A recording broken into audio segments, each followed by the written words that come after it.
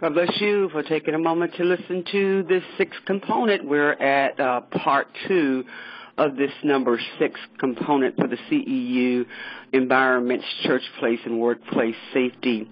I'm glad you've had the opportunity to view the others. So let me set my timer here and let us get ready, because I want to make sure that I don't get too deep into this topic today, because some of the, like I said before, it appears that it's redundant. But guess what? You can rest assured it is definitely on time for such a time as this. You see the news every day. We got something going on that a lot of businesses and ministries and you name it are going through with lawsuits. So let's talk about, this is, like I said, part 2 of component 6. And for those who are the first time listening to this, please go ahead and click follow on my YouTube channel so that you can get future trainings that are absolutely free.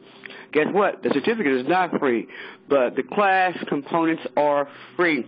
And we can talk more about you getting that certificate at the end. It is your choice.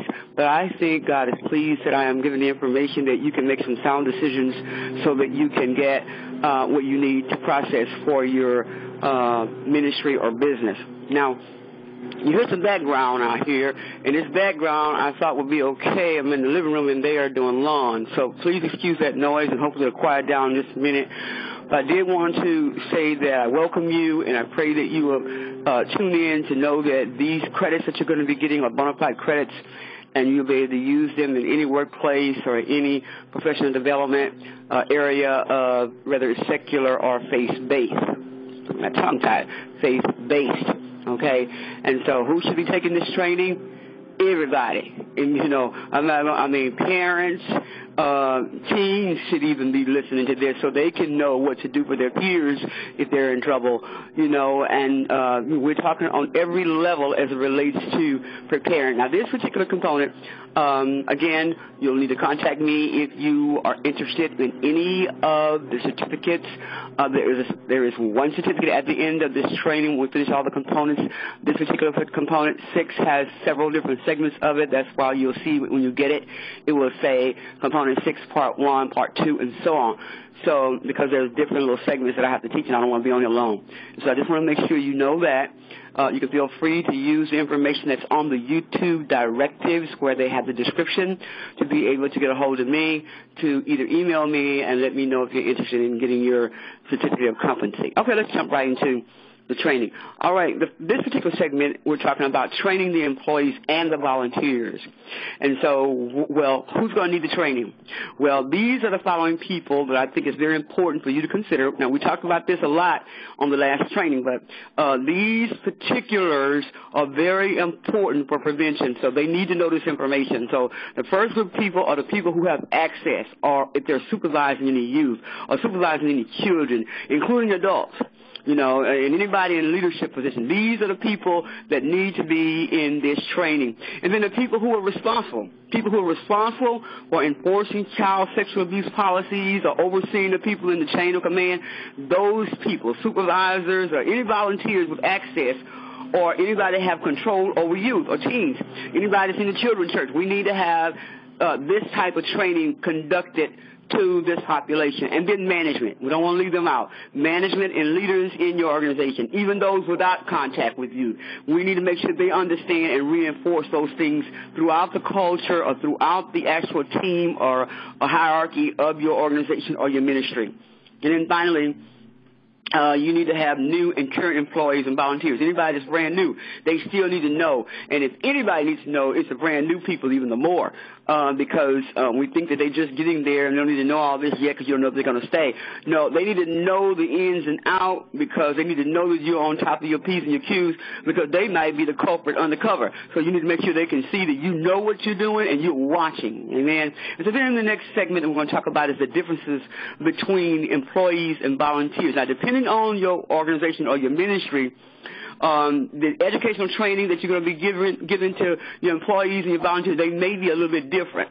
For example, if the employees and the volunteers They have different type of curricula as far as serving those populations when they're young, whether they're teens in a teen church or youth children's daycare or the mentoring, anything like that. These, even after-school programs, you need to look at these because it's very, very serious, because a lot of these people who are in these after-school programs or in the children's church, you got to make sure that you choose these people and educate them, including the volunteers. They need to be strategically chosen for those that are going to be a part of this training opportunity. And then the critical content information for the training, for the people who are, such as your employees or your volunteers. The content is very important. That means you need to have all your policies and procedures that you have decided upon for the ministry or a business. It doesn't matter, because we have children and family that are connected to every ministry or a business. And so you should have some policies. I gave you some examples of policies earlier on. If you have not heard or understand that particular process, you need to go back and listen to the other components so you can gather information. It's be good for you to go back and listen anyway, because there's going to be a quiz at the end, a competency quiz at the end in order for you to get the certificate. So I really think that you need to look at your policies or start to incorporate some policies and implement those that are going to be very critical to make sure you hit certain things. So the content in those policies and procedures is very, very important. If you don't have any, you can rest assured, heaven forbid, there's something going to come about and you have nothing when they ask you, what is your policy? And you go, oh, well, we're working on that. No, it's too late to work. You need to be doing it right now. Much is given and much is required. You are hearing me, so you need to make sure you take action on that. So maybe you shouldn't listen to the rest of them because you're getting all this information, you're doing nothing. God is not pleased with that. Okay, the next segment I'm going to talk about is the child sexual abuse information.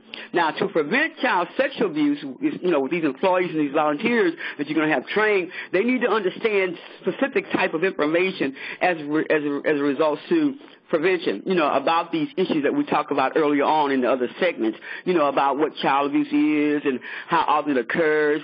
These issues need to be discussed. They need to have this information in what I call a meeting of the staff, or a staff meeting that they call that, or this in-service, whatever way you want to do it. But you need to do that. When I had my business / ministry that we had joined together, we would have in-service. I talked to y'all about cross-training. It's very important. So we had those in-service meetings, and those in-service meetings brought about a lot of wisdom for those that were working with me. Because you remember what I said early on in one of my tapes, I don't know. And when people say they don't know, it bothers me, because you get all this information and you sign off on all these things and say you understand, and yet you walk out of there and you come back and you say, oh, I don't know. Or you sit at the information desk, that's what I hate, and answering the corporation or the ministry live phone line, and you're saying, oh, I don't really know. Let me see. I don't know that. Hold on. It's impossible for you to know everything. But if you're in a position to have information, do not sit there and try, and you don't know the information. You should be able to try to find out as much as you can pertaining to where you're working or what position you are in. You need to understand that, because it burns me up. I don't know about anybody else. But anyway, these are things that you need to understand as far as prevention is concerned, this information. So first thing, you need to provide these groups of people with a definition of what child sexual abuse is, regardless of what the definition is internationally or by the state that you're in. You need to know the definition of what it means as far as what you're going to be tolerating and what you're not going to tolerate. And we're going to get into that in just a few moments. But you're going to look at the definition of sexual abuse. You're going to define the continuum of appropriate versus inappropriate and harmful behavior. That's from your perspective of your ministry or your organization. And then you want to provide information about the prevalence of the child sexual abuse. You want to talk about the prevalences in your community, the prevalence that has been in the church. They probably ain't going to want to go there because they don't want people to know that it's really going on in the church. Yes, ding dong, it is. Both fondling and pastors having sex with their own sheep, which is spiritual incest. I really believe that a lot of these things are quiet but we have got to make sure we ring the bell of those people who are serving us so that we can make sure that we have sanctification not just within the body, but we got to make sure we have sanctification from the head down.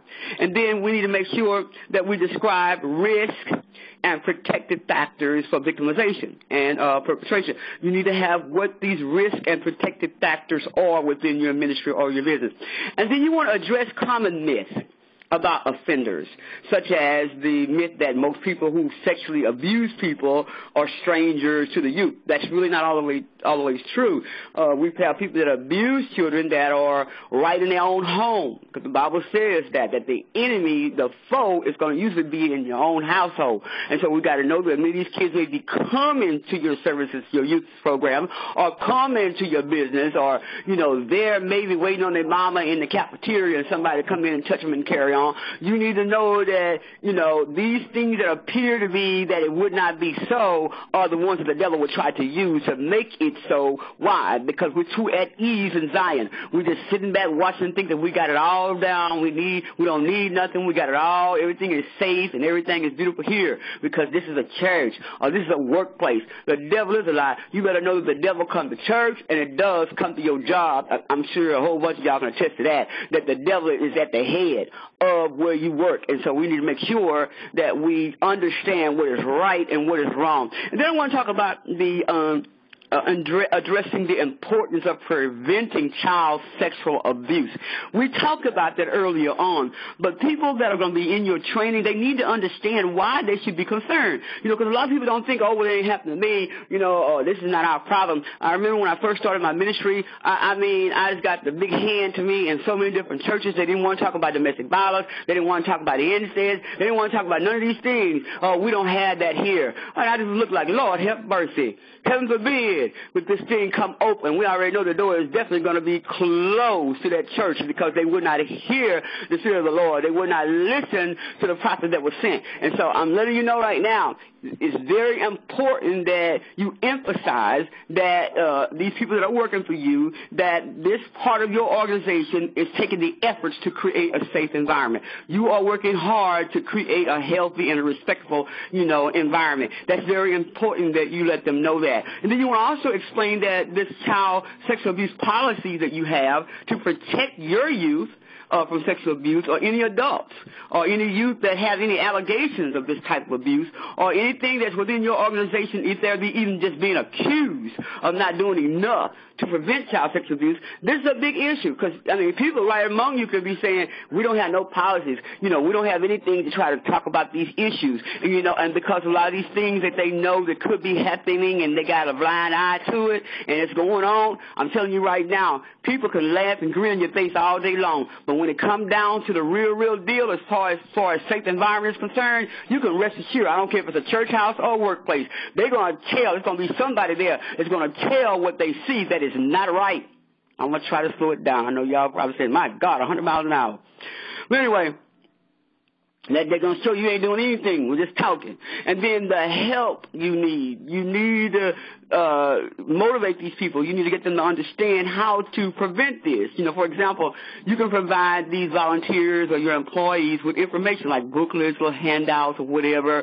You want to give them an opportunity to practice, on how to handle this type of thing or handle these situations or how to monitor these situations or try to interact. You can do some little drills on what if. We do fire drills. Why can't we do drills on what we learn from, people that might be getting an altercation? What they hear, what they've heard, what are they going to do with that information? You need to be doing some drills on that. And then give examples, give them some examples or some opportunities to ask you questions.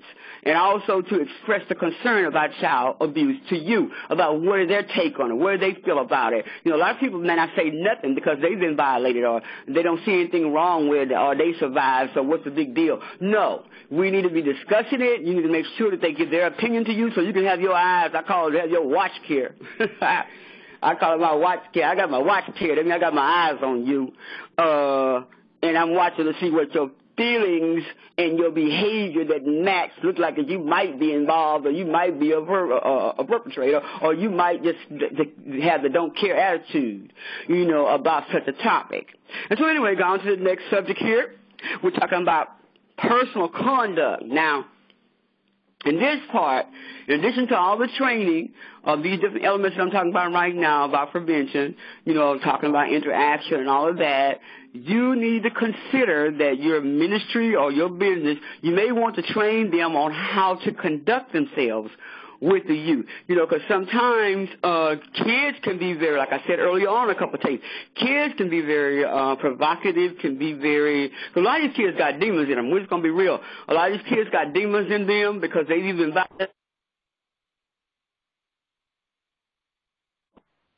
or they're I hope y'all are still there. Or they got these issues going on in their own house. And so you want to look at, in addition to the training, you want to make sure that they describe how they feel, they describe the appropriate or the risk of compromising what they feel or what they see, such as they can see that one of the teen girls may look at the teacher in a romantic way, or they say they got a crush on them, or, if they acknowledge that the power of this particular individual or the youth that's connected to a leader, that this power struggle or this type of behavior that they're going through with this child, it could be a signal right there about their personal conduct. And then you want to inform them that their responsibility to act when they see or hear this kind of stuff, if it's inappropriate, you want to make sure that they inform in a timely fashion so that you all can deal with those matters appropriately and timely. And then the next thing is the healthy development of the youth and the teens that you are serving in your business or your ministry. You want to make sure that they learn about how, now this is all in training. You want to learn how so they can understand about the healthy development of these youth or these teens and how to promote positive development, in such areas of self-confidence. Because a lot of these kids don't have any self-confidence. A lot of them need to understand independence because they're so clingy and they want attention because they don't get it at home. Or the social interactivity. You need to make sure you have that down, these healthy developments that they're going to be engaging with these kids. And second, they need to understand and be aware of risk, these type of behaviors that these youth may engage in.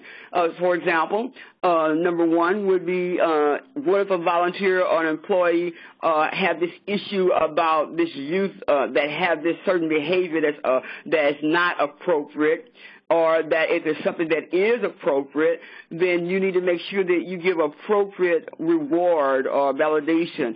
Then when they are inappropriate, you need to make sure that you bring it out so they'll have a healthy balance of what's right and what's wrong. And then you want to educate them also as you train them about the sexual development, and how to distinguish between healthy and inappropriate, and also how to look at those areas that, as I said earlier on, that needs to be monitored, that need to look at these things that are interactive from leader to the youth or the adult. So making sure that these are healthy developments between the youth and the leader or the team. And then you want to keep in mind that some of these behaviors that is considered developmentally appropriate, they may create problems when it is not done and that is when it is done at an inappropriate time. So you want to make sure that if you start to say something or do something at the wrong time, or maybe you want to, talk about what may be going on that could be an issue that may cause something to open up too much than what you want. Usually it's an inappropriate thing that's going on, and people wait too late to tell it, and so this is the reason why it blows up, and now it's become an inappropriate thing with something that could have been handled really easily if you train the staff correctly or train the leaders correctly. And so then the next phase of this is the protective factors. Now, many of us, for example, you want to make sure that you have the close and caring and connected relationships that you're supposed to have between the youth and employees, but you want to make sure that you can understand that these can be some extreme benefits, and they can also be some extreme, damage to your own self-worth and or your own how they say, your own character, when sometimes kids say things or make it appear that you are not loving or make it appear that you don't support them in certain things, so the relationship get disconnected, and then the kids start lying. This is the only way they can think that they can have this type of protective thing that they can feel included and not excluded, so they'll tell whatever it takes to have some protection. And so because of the nature of interactions in these type of relationships, we got to make sure that, you got to know that we put the youth at risk, and, we also put our own self at risk, but it could also put them at risk for being sexually abused because nobody's paying any attention when they're really crying out for protection. And so you want to make sure that those people that you're hiring, or those people that are just brand new, or those people that have been working there for years, that they help, that these things that you're trying to do, you want to help them to learn to maintain a balance between providing a nurturing environment and working to prevent these issues from happening. And then you want to also assist them in learning how to interact with the youth, and how to care for them without them feeling, codependent or emotionally connected in a way that is not healthy, so you want to make sure that the care and concern that you have there is for their development. You want to make sure that it is demonstrating that and nothing that is very, out of order. Well, a kid that's just clean with you all the time, and and you're watching them, and these men maybe just sitting there, and these girls run up and throw their rear end in between their legs, and throw their rear end between their legs, and they just lean back on them. These little subtle things. We got to look at what is going on, and many of them are innocent. But we don't know what is going on in the mind, in the heart of that one that you have hired without doing some preventive measures such as I'm describing now. And so then next, handling disclosures. This is a big one. Now, I want to talk about, and we're about to end here, so we'll pick up on part 3, which is meaning training the caregivers, and we'll talk about that in a minute. But handling disclosures, these people need to understand that are working for you or volunteering. They need to be able to respond appropriately to the person, meaning making the disclosure. That person that's came to you and made the disclosure, you need to respond to them personally, and then you need to teach them what they should and should not say to the victim who is disclosing this information to them. Because a lot of times they'll go and they'll say something to them, and then now they blew it all out of proportion. And so this training will also talk about, in the disclosure segment of your training, on what your policy, your procedure is saying about disclosure. And so you want to also consider in your disclosure policy that they should report the abuse or the allegation that is suspicious or any disclosures to the right authorities, to those people that within your organization, those that you have put in position per your policy and your procedures about the reporting process. We talked about that earlier on in one of the lessons on reporting process. So you want to make sure that every allegation is is journaled, or the incident form is filled out with exactly what you have learned, and go through the process that you have established for your policy and your procedures as far as disclosure is concerned. And then finally on this disclosure, you want to make sure that they seek the counsel.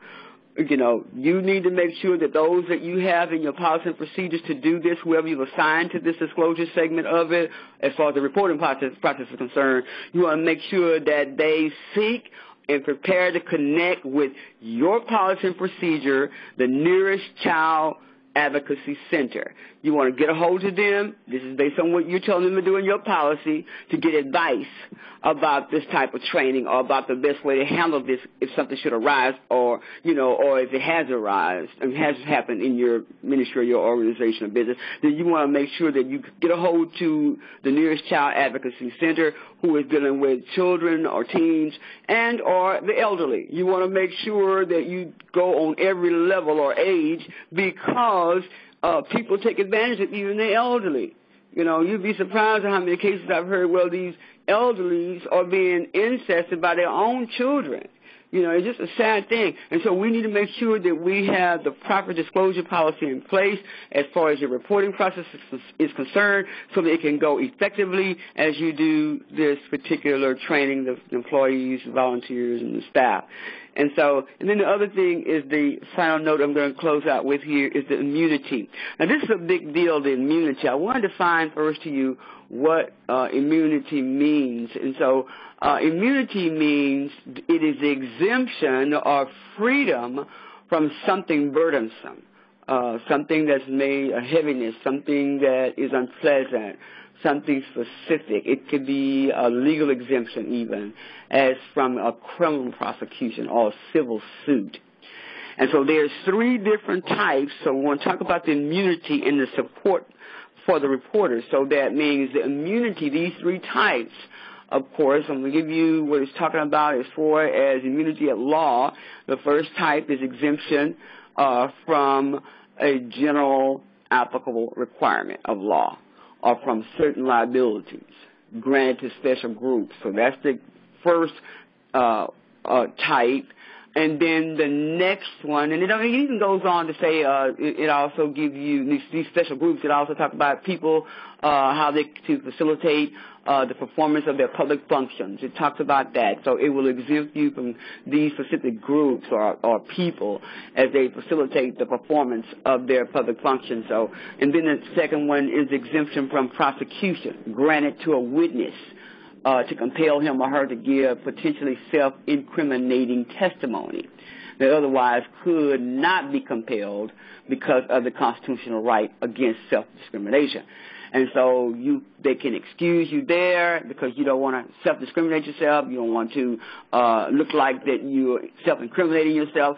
So that is another immunity type. And then exemption from being sued. That's this sovereign type of immunity, this charitable, this immunity. This type also gives you the opportunity to make sure that you're free from any type of public, any type of decision making. You know, you want to make sure that these areas in your life, they keep you from being prosecuted in this type of crime or in exchange of information of any kind of criminal act.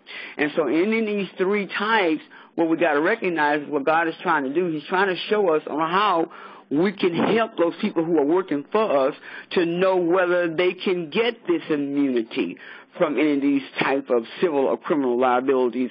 That is when they're required, especially to report something that they know or that they suspect. You got to make sure that that's in your policy and procedures. If you're going to write that immunity in support for reporters, that means the people who will come to tell you this are making this report or this incident report, then you would have there your policy and procedures about this immunity based on these three types of your choice that I have just described. So the first thing you want to do as you begin to write your immunity policy, you want to first check with the state laws on whether these employees or volunteers are immune from this type of civil or criminal liability, especially when they're making a report. And then you want to share the immunity information with them based on what you've learned from the state laws and all of that. And then the third thing you want to do, you want to reassure them that they will be supported by your ministry or your organization, and it's management, that is those people who are managing or overseeing the reporting process, that they're going to protect you, they're going to protect the youth, and that all this debriefing and any of these things that they need counsel for, that they will be there and that they will be available to the reporters. I mean, that is for the reporters and the bystanders. They should, also look at the fact that any of these type of abuses, anything that may come up, if they put this in their policies and procedures, they got to look at the fact that what they reported, whether it was timely or untimely, that could have caused that youth or that elderly or that individual, whether it's a woman, man, boy, or girl, this reporting process, you can only write this policy based on, this immunity based on the laws of the land. And so you can't just be saying you're going to just look over this or that you're going to give them the reasonable doubt time and all this kind of stuff. But they're going to need the debriefing opportunity. They're going to need the counsel. So that needs to be in there, that's for sure, that you're going to give them the counsel for seeing a child being abused and how it traumatized them when they was in the daycare, or seeing a child being verbally talked to bad and the child crying and, throwing up or whatever, and how they're being, abused by the leader. Whatever that case is, I think it's important that you at least let these leaders and volunteers know that you're there to support them and that your immunity is there to support anyone that's actually given the report, but you have certain constraints as the law as it relates to the laws of the land. Okay, and say, okay, well, that's not what we got for today. I know I talked 100 miles an hour, but I do want you to know that when we come back on part 3, we're going to be talking about the 2 main areas of education. You know, as far as the caregivers are concerned, we're going to be talking about your need and your urgency to train the caregivers. This is the parents and the guardians and people like that that are part of any type of environment, whether it's in a church environment, whether it's at a work environment, whether it's a daycare, or whether you got kids waiting on parents in a break room. You need to understand that there's 2 types of different types of emphasis as it relates to education for these caregivers. So I'm going to share those 2 types when we come back on part 3 of this CEU, safety, that is public safety, policy and safe environments for church place and workplace. God bless you for sharing and for listening in, and be sure to share this link with those who you know that have church place ministries, that have church place child care, daycares, elderly programs, health care program, home health programs, whatever that is that's dealing with populations, period, that you are a caregiver and or that you are educating communities or populations that have youth and or the elderly. God bless you. Look so forward to talking to you on Component 6, Part 3. There goes the bell right on time. God bless you. Be sure to share.